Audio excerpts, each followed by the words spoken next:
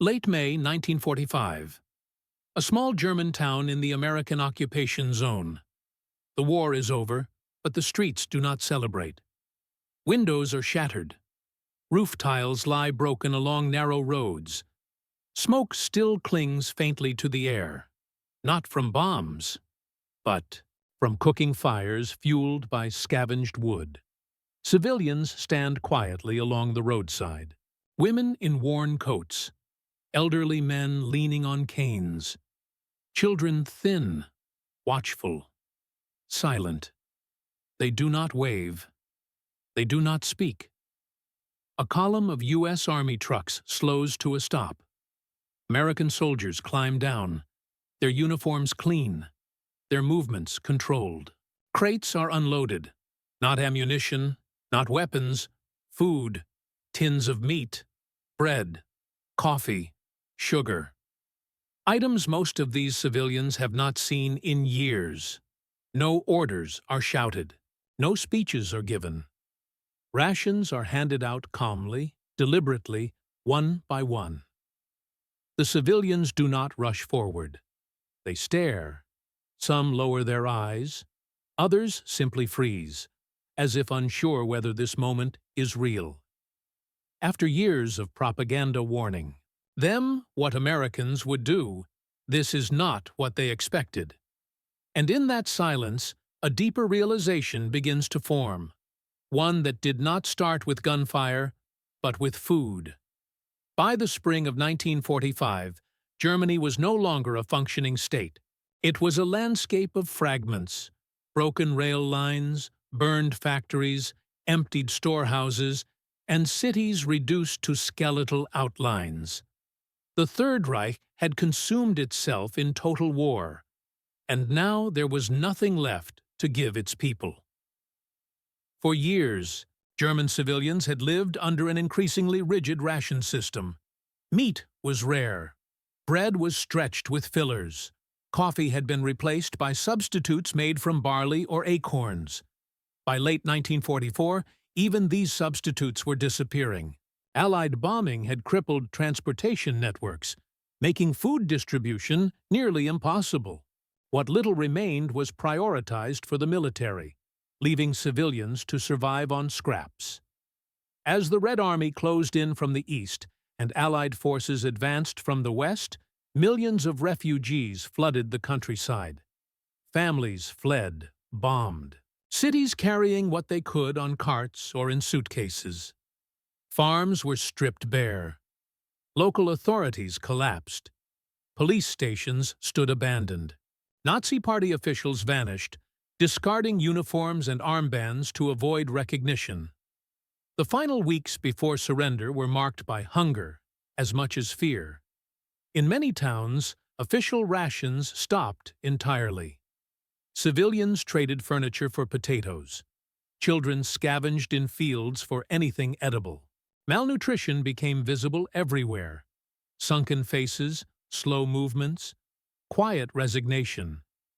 At the same time, Nazi propaganda continued to warn of what would come next. Germans were told that American soldiers would loot, starve, and humiliate them.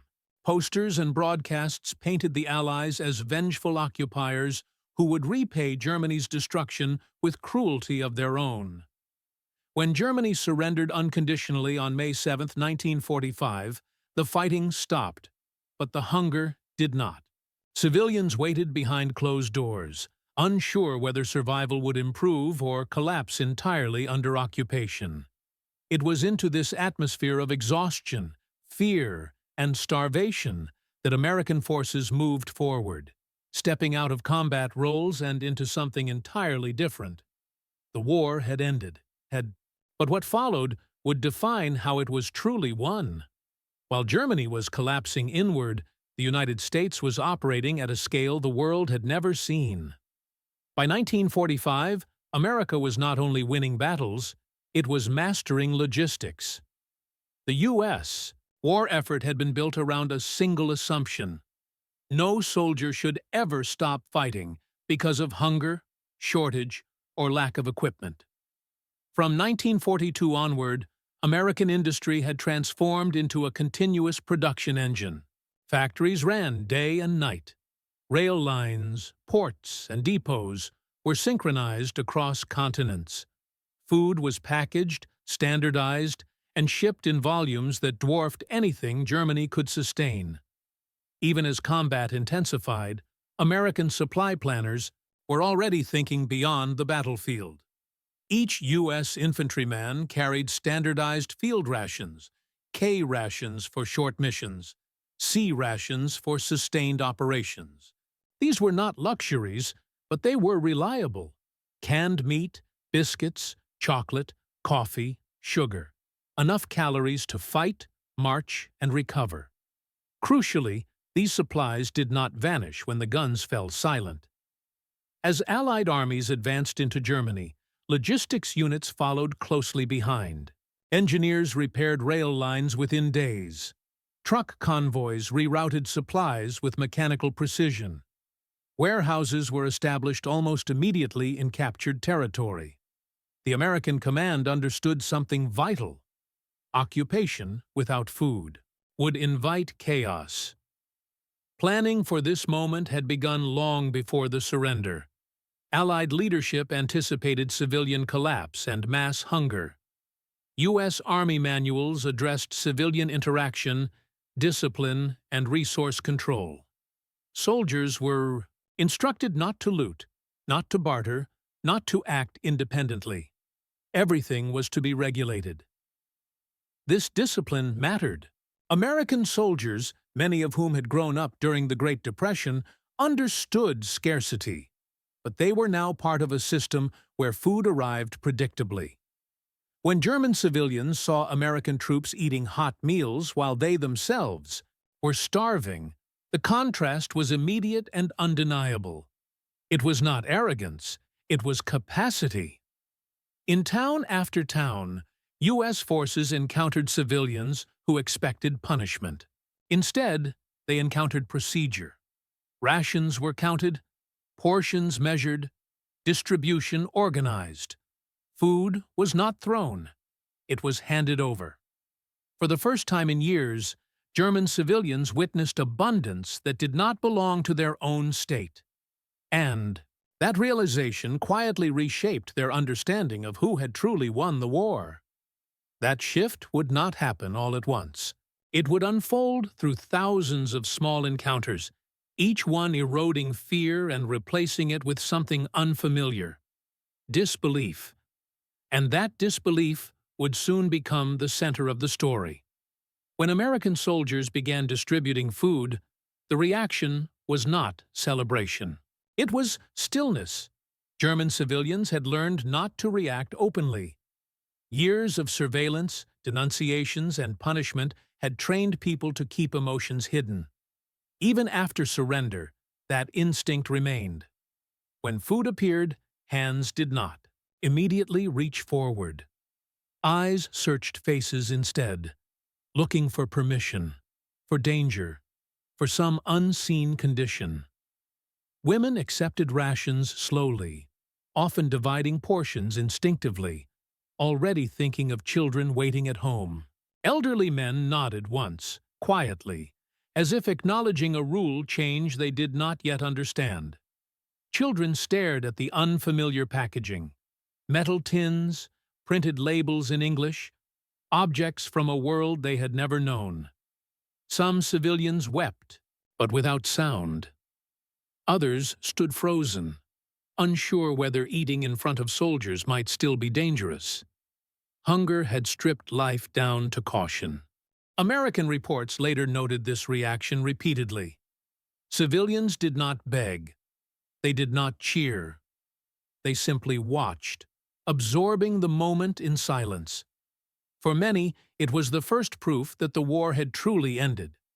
Not because Germany had lost, but because survival was suddenly possible again.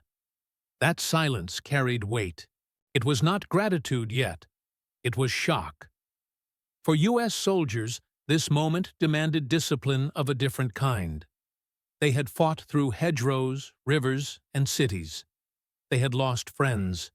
They had seen concentration camps. Anger was natural. Yet occupation orders were clear. Civilians were not the enemy. Hunger was not to be exploited. Soldiers were instructed to distribute rations methodically. No favoritism, no trading for souvenirs, no private acts of charity that could create disorder. This restraint was deliberate. It projected control. Many soldiers later recalled the discomfort of eating in front of starving civilians. Some chose to eat away from sight. Others followed orders strictly, understanding that food had become a strategic tool. The uniform itself mattered. Clean helmets, organized lines, calm voices. The contrast between chaos and order was unmistakable. American power, in this moment, was not expressed through weapons, but through predictability. And predictability builds trust. That trust, however fragile, would soon face its first real test as the meaning of this generosity began to sink in. For years, German civilians had been told a single story. Americans were brutal, decadent, and vengeful. Their wealth, propaganda claimed, made them cruel. Their freedom made them immoral. Food shattered that narrative. When U.S. soldiers handed out rations without demands, without humiliation, the propaganda lost its final defense. There was no speech to counter, no punishment to explain away. The reality stood in full view. This did not create immediate admiration. It created confusion. And confusion is dangerous for old beliefs. People began whispering, comparing notes. Town to town, the story repeated itself. Americans did not take food. They brought it. They did not demand obedience. They enforced order. For a population raised to see power as cruelty. This inversion was unsettling. And as that realization spread, it began to transform fear into something quieter and far more lasting. In the ruins of post-war Germany, authority no longer came from flags or slogans. It came from control of essentials: food, fuel, stability. The American approach to occupation relied on a simple calculation. Mercy, when organized, becomes power. Rations were not gifts. They were instruments of order. By feeding civilians, U.S. forces reduced the risk of unrest, looting, and resistance. Hunger creates chaos. Predictable meals create compliance. This was not improvisation. It was policy. Military government units tracked caloric intake, local agricultural output, and transport capacity. Every ration distributed was recorded. Every delivery reinforced a message. Survival now depended on cooperation, not defiance. German civilians sensed this immediately. The absence of brutality did not signal weakness. It signaled control. American soldiers did not need to threaten. The trucks would return tomorrow, or they would not. Mercy, applied consistently, replaced fear with structure, and structure is how authority endures. The United States entered occupation with a long view. Commanders understood that victory on paper meant little if Germany collapsed into famine and resentment. A starving population does not rebuild. It radicalizes. By stabilizing food supply early, American planners prevented the emergence of black markets that had flourished under Nazi rule. They limited the power of former party members who might exploit scarcity. They undercut the appeal of extremism before it could reform. This was a quieter battlefield. No gunfire, no medals, just logistics and patience. In villages where rations arrived regularly, civilians complied with curfews. They registered with occupation authorities. They began to cooperate with denazification processes. Hunger no longer pushed them toward desperation. Food once again, became political. But this time, it served reconstruction rather than war. Perhaps the most unsettling change for German civilians was not the food itself, but the absence of punishment that came with it. Under the Nazi system, nothing was given freely. Every benefit came with surveillance. Every kindness hid a test. Under American occupation, rules existed, but they were clear, limited, and enforced without spectacle. Civilians could gather without fear of denunciation. Children played openly. Women spoke without lowering their voices. Soldiers enforced order, then stepped back. This restraint suggested a different relationship between power and the individual. One where obedience was not extracted through terror, but earned through reliability. It was not democracy yet, but it was the first visible step away from total control. And as this new reality settled in, the moment that began with silent ration lines grew into something irreversible. A turning point that would soon reveal its full impact. The decisive moment did not arrive with a signature on a document. It arrived quietly, on ordinary streets, at ordinary tables. In June 1945, across dozens of towns in the American zone, ration distribution shifted from emergency relief to routine. Timetables were posted, collection points established. Civilians were informed when and where food would arrive, and it did. Each morning, U.S. trucks rolled in at the same hour. Soldiers unloaded crates with the same efficiency they once unloaded. Ammunition, clerks recorded names, portions were weighed. Nothing dramatic occurred. And that was the point. For German civilians, routine meant safety. The silence began to change. People spoke again, softly at first. Children ate without fear of punishment. Mothers cooked meals that did not require substitution or guesswork. Bread was no longer stretched beyond recognition. American officers noted a clear shift in behavior. Civilians stood straighter. Eye contact returned. In some towns, people began to assist with distribution voluntarily, following instructions carefully, afraid to disrupt something precious. This was the psychological turning point. The realization settled in slowly but firmly. The Americans were not temporary occupiers extracting revenge. They were administrators, and they were staying. The future, whatever shape it took, would not be dictated by hunger. For the first time since the war began, German civilians could plan beyond tomorrow. That understanding marked the true end of the conflict. Not in surrender halls, but in kitchens. Not through defeat, but through provision. And as that truth spread from household to household, it set the stage for consequences far larger than any single ration line. By midsummer 1945, something unprecedented had taken hold in the American occupation zone. Expectation.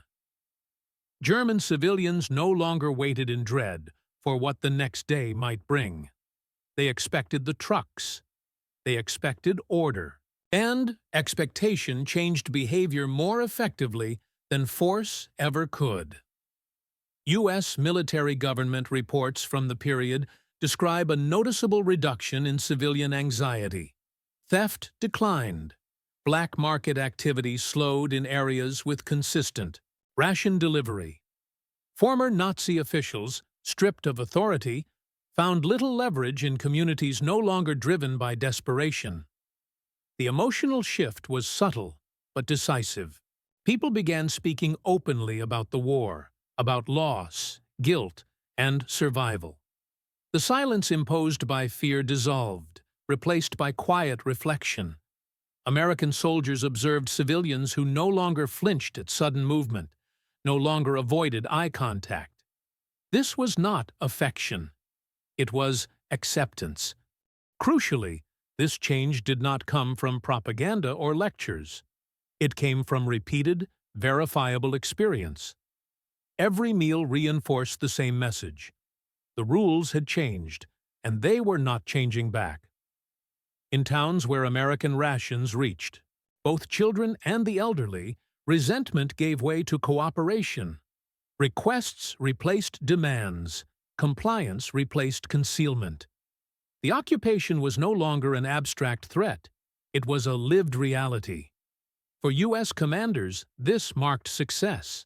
Stability had been achieved without mass arrests or violence. Authority had been established through consistency. For German civilians, it marked something more personal. The first time in years that survival did not require submission to fear. That moment, when belief replaced dread, was the true turning point of the post-war world, and it carried consequences that would echo far beyond the summer of 1945. The immediate effects of American ration distribution were measurable and swift. In the weeks following the establishment of regular food supply, U.S. military government, reports noted a marked decline in civilian unrest. Curfews were observed with little resistance. Incidents of looting dropped sharply in towns where rations arrived on schedule. Markets reopened, not as black market exchanges, but as regulated civilian trade under supervision. Hunger had been the greatest destabilizing force in post-war Germany. Once it was controlled, the occupation became manageable. American commanders understood that force alone could not rebuild a nation. Feeding civilians reduced the need for patrols and arrests. It allowed soldiers to transition from combat roles to administrative ones. Roads were repaired, utilities were restored, schools reopened under new guidelines. The psychological effect was just as important. Civilians who had expected collective punishment instead experienced predictable treatment. This consistency reduced fear-driven behavior. People complied not because they were threatened, but because cooperation now served their interests. U.S. officers documented the change carefully. Reports emphasized that food distribution created a foundation for denazification efforts. Without desperation, civilians were more willing to identify former party officials, surrender weapons, and participate in registration processes. This was not forgiveness. It was pragmatism. American policy did not erase responsibility for war, crimes, or collaboration. Trials would come. Accountability would follow. But it would occur in an environment stabilized by basic survival. By the end of summer 1945, the American occupation zone had avoided the widespread famine many had feared. That success reshaped Allied thinking across Europe. And as stability took hold, the deeper consequences of this approach began to unfold. Consequences that would define Germany's future far beyond the occupation years. As the months passed, the immediate relief provided by rations evolved into a lasting influence on German society. Civilians began to perceive the United States not as a foreign conqueror, but as a reliable authority capable of enforcing order without cruelty. This shift in perception had profound consequences for both Reconstruction and post-war politics. Theater, consistent supply of food allowed families to rebuild daily life. Farmers returned to fields, markets reopened with more predictable goods, and basic services resumed. Children grew stronger, schools functioned, and small communities regained a sense of normalcy. Where starvation had once fueled fear and resentment, cooperation now became the norm. The impact reached beyond mere survival. German civilians started to understand the organizational power and moral discipline of the U.S. military. For many, it was a lesson in governance. Authority could coexist with mercy. Accounts from American officers describe towns where local councils, previously staffed by Nazi administrators, voluntarily participated in reconstruction efforts. Resistance and obstruction declined sharply. These interactions also laid the groundwork for longer-term initiatives such as the Marshall Plan. Civilians who had experienced orderly food distribution were more receptive to aid programs, rebuilding projects, and democratic principles. Trust, born from consistent and humane treatment, created fertile ground for the social and economic recovery of Germany. The silent streets where civilians had once frozen in disbelief became pathways of cautious engagement. Mothers, no longer, feared letting children near soldiers. Elders began speaking openly about survival strategies. And across the occupation zone, the memory of those first ration distributions endured, not as charity, but as evidence of a new reality. American power was not only overwhelming on the battlefield, but capable of shaping society through restraint and provision. This transformation was the quiet victory of 1945, a nation humbled not merely by arms, but by the calculated, disciplined application of sustenance and order. And as Germany slowly recovered, the lessons of those ration lines would influence both German behavior and Allied policy for years to come. The story of German civilians standing in silence as American soldiers handed out rations is not about victory in the traditional sense. It is about the quiet, methodical exercise of power through discipline, foresight, and humanity. In those small towns, victory was measured not by destroyed tanks or captured territory, but by the ability to stabilize a population on the brink of collapse. What makes this moment remarkable is its subtlety. Civilians did not cheer. They did not embrace the occupiers. They simply accepted a new reality, one in which survival no longer required fear. The American approach demonstrated that strength can coexist with mercy, and that authority enforced with care can achieve results that brute force cannot. For the people who lived through it, this experience left an enduring imprint. It reshaped perceptions of the enemy. It replaced terror with trust. It established a precedent for post-war reconstruction that would guide Allied policy across Europe. The lesson was clear. Warfare is not only fought with weapons, but with logistics, planning, and the thoughtful application of resources.